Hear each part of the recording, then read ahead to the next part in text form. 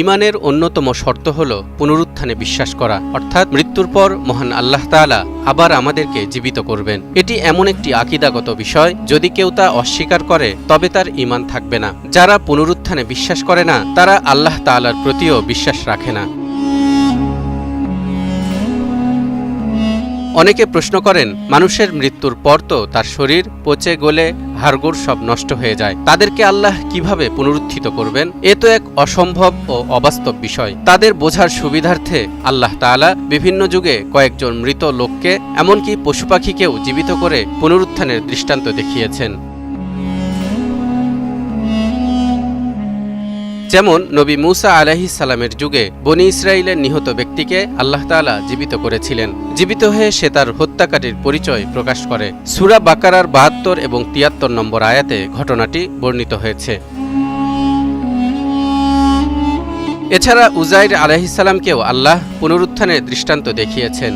একবার তিনি এক ধ্বংসপ্রাপ্ত জনপদের পাশ দিয়ে অতিক্রম করার সময় পড়ে থাকা কিছু হাড় দেখে বিস্মিত হয়ে ভেবেছিলেন, আচ্ছা, এ জনপদের মানুষকে আল্লাহ কিভাবে পুনরুজ্জীবিত করবেন? ঘটনাটি সম্পর্কে সূরা বাকারার ২৫৯ নম্বর আয়াতে ইরশাদ হচ্ছে, আও কাল্লাযী মাররা আলা ক্বরিয়াতিন ওয়া হিয়া খাওয়িয়াতুন আলা উরুশিহা قال أنى يحيي هذه الله بعد موتها فأماته الله 100 عام ثم بعثه قال كم لبثت قال لبثت يوما أو بعض يوم قال بل لبثت 100 عام فانظر إلى طعامك وشرابك لم يتسنه وانظر إلى حمارك ولنجعلك آية للناس وانظر إلى العظام كيف ننشزها ثم نكسوها لحما فلما تبين له قال أعلم أن الله على كل شيء قدير। অথবা সে ব্যক্তির মতো যে কোনো এক জনপদের পাশ দিয়ে অতিক্রম করছিল, যা ছিল একেবারে বিধ্বস্ত। সে বলল, আল্লাহ এ নগরীকে এর মৃত্যুর পরে কিভাবে জীবিত করবেন? তখন আল্লাহ তাকে ১০০ বছর মৃত রাখলেন। তারপর তাকে জীবিত করে তুললেন ও জিজ্ঞেস করলেন, তুমি এ অবস্থায় কতকাল ছিলে? সে বলল, একদিন ছিলাম, কিংবা একদিন হতেও কম।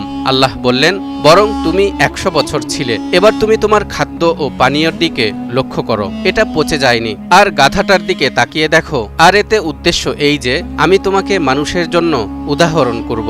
আবার তুমি হাড়গুলোর দিকে লক্ষ্য করো, আমি কিভাবে ওগুলো জোড়া লাগিয়ে দেই, তারপর গোশত দ্বারা ঢেকে দেই। এরপর যখন তার কাছে স্পষ্ট হয়ে গেল, তখন সে বলল, এখন আমি পূর্ণ বিশ্বাস করছি যে আল্লাহই সর্ববিষয়ে সর্বশক্তিমান।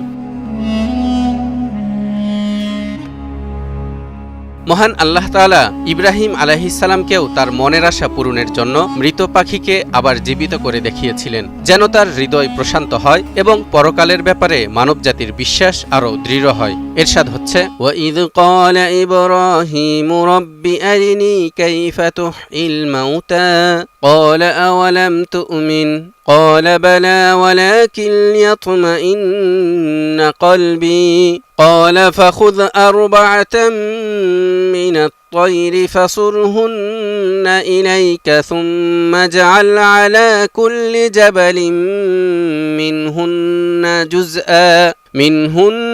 جزءا ثم ادعهن يأتينك سعيا واعلم أن الله عزيز حكيم। আর যখন ইব্রাহিম বলল, হে আমার রব, আমাকে দেখান কিভাবে আপনি মৃতদের জীবিত করেন। তিনি বলেন, তুমি কি বিশ্বাস করনি?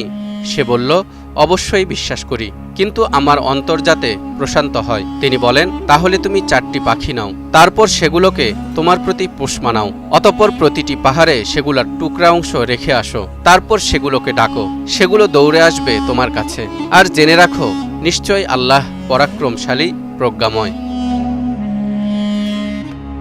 এই আয়াতের ব্যাখ্যায় তাফসিরের কিতাবে লেখা হয়েছে, ইব্রাহিম আলাইহিস সালাম 4টি পাখিকে এমনভাবে পোষ মানান যে সেগুলোকে ডাকলেই তার কাছে চলে আসত এবং তিনি প্রত্যেকটিকে ভালোভাবে চিনতেন। এরপর আল্লাহর আদেশে পাখিগুলোকে জবাই করে সেগুলোর হাড়, মাংস, পাখা ইত্যাদিকে কিমায় পরিণত করে কয়েকটি ভাগে বিভক্ত করে নিজের পছন্দমতো কয়েকটি পাহাড়ে এক একটি ভাগ রেখে আসেন। তারপর তাদের যখন ডাকলেন, সঙ্গে সঙ্গে হাড়ের সঙ্গে হাড়, পাখার সঙ্গে পাখা, গোশতের সঙ্গে গোশত, রক্তের সঙ্গে রক্ত মিলে পূর্বের রূপ ধারণ করে এবং তার কাছে উড়ে এসে উপস্থিত হয়।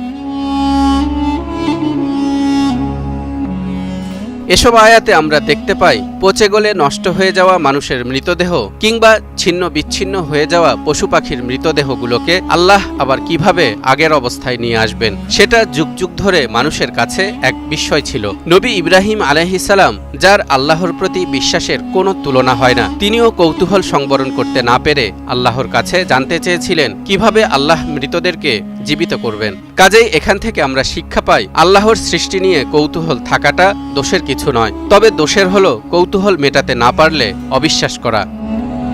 তালহা ইবনে রেজা, নিউজ 24।